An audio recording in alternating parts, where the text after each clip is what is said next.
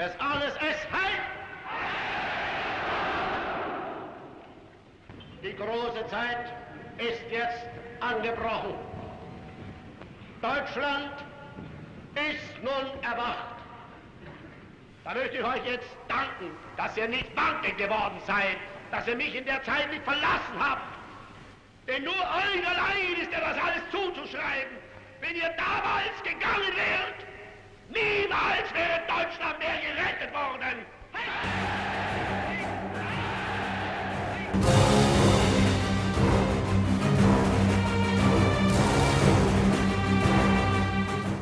Of January 1933 was celebrated that night by thousands of party members marching through the streets, an instant and overt display of Nazi party power and influence. But in reality, he was the head of a coalition government with only two other members of the Nazi party in his cabinet.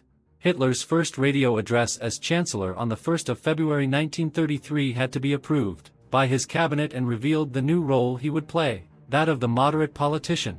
In this speech, Hitler avoided anything that wouldn't appeal to a broad base. Carefully chosen language conveying a positive outlook. Conspicuously absent from this speech was any sign of anti-Semitism. 2 days later, his speech to German Navy and Army commanders had a markedly different focus.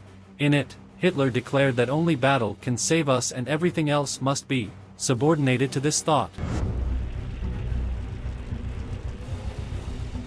On the night of the 27th of February 1933, Hitler would be given his first major propaganda opportunity as Chancellor, when a fire broke out in the Reichstag, Germany's parliament building. A young communist was arrested at the scene.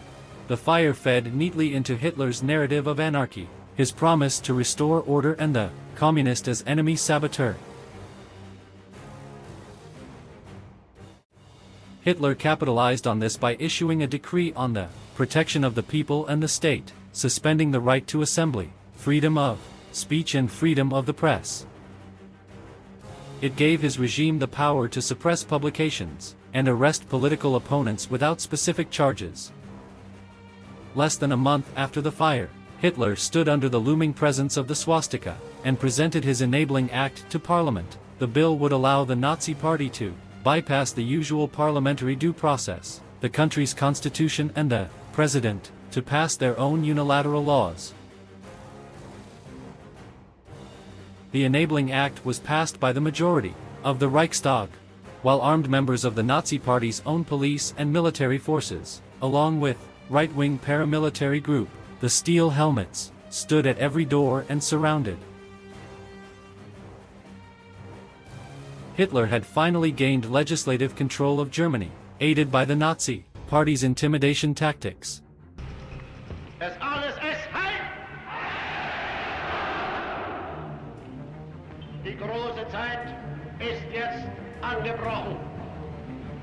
Deutschland ist nun erwacht. Da möchte ich euch jetzt danken, dass ihr nicht Banken geworden seid, dass ihr mich in der Zeit nicht verlassen habt. Denn nur euch allein ist ja das alles zuzuschreiben. Wenn ihr damals gegangen wärt, niemals wäre Deutschland mehr gerettet worden. Crucially, the core element was the notion that, whilst not all Jews represented some kind of criminal threat to Germany, nevertheless, there was, in a sense, some abstract collective Jewish threat to Germany. Some Germans didn't comply with the boycott, but it was considered a political act to walk into one of the German prisons. It was a political act to walk into one of these shops, a stand many weren't willing to make. So, in a sense, there was both genuine persuasion going on here, about this notion that the Jews were a genuine threat.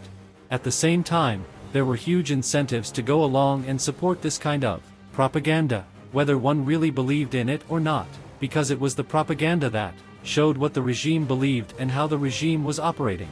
While it was only one day, it served its purpose as a statement of propaganda and policy. Fear in the Nazi regime became one of their most potent persuaders. The referendum asked Germans to literally internalize Hitler's rhetoric.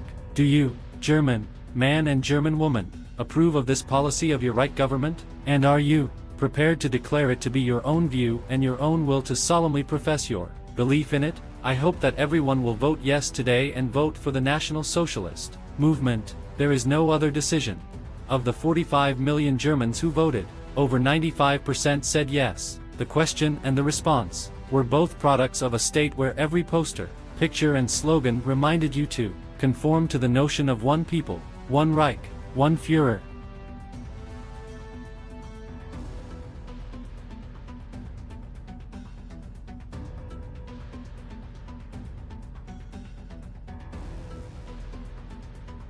Behind the propaganda, the Nazi Party were taking steps to align the realities of government with this vision.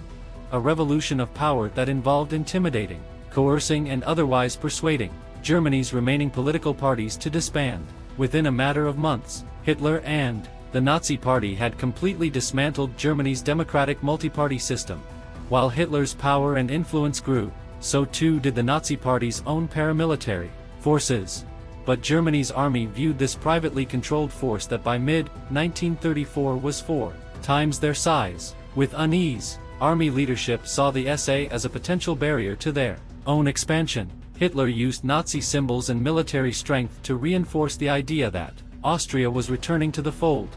The swastika flag hung on the facade of Austrian buildings. Hitler surveyed German tanks as they rolled through the streets of Vienna. Cheering crowds lined streets there to welcome the Nazi takeover. Übrigens bin ich glücklich, damit nunmehr zum Vollstrecker des höchsten geschichtlichen Auftrags geworden zu sein. Welch stolzere Befriedigung kann es auf dieser Welt für einen Mann geben, als die Menschen der eigenen Heimat in die größere Volksgemeinschaft geführt zu haben?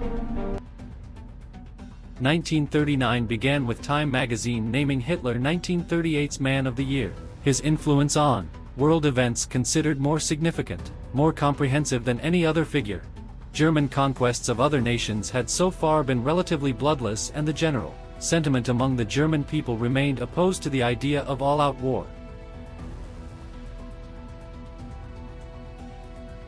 Hitler was faced with a propaganda challenge. Within this narrative, Hitler was positioned as wanting nothing but peace, a notion he would play to repeatedly each time he made a show of sincere peace offerings. But on the 1st of September 1939, Hitler would confirm once again that the very opposite was true, marching Germany towards the goal he had set out to achieve when he came to power.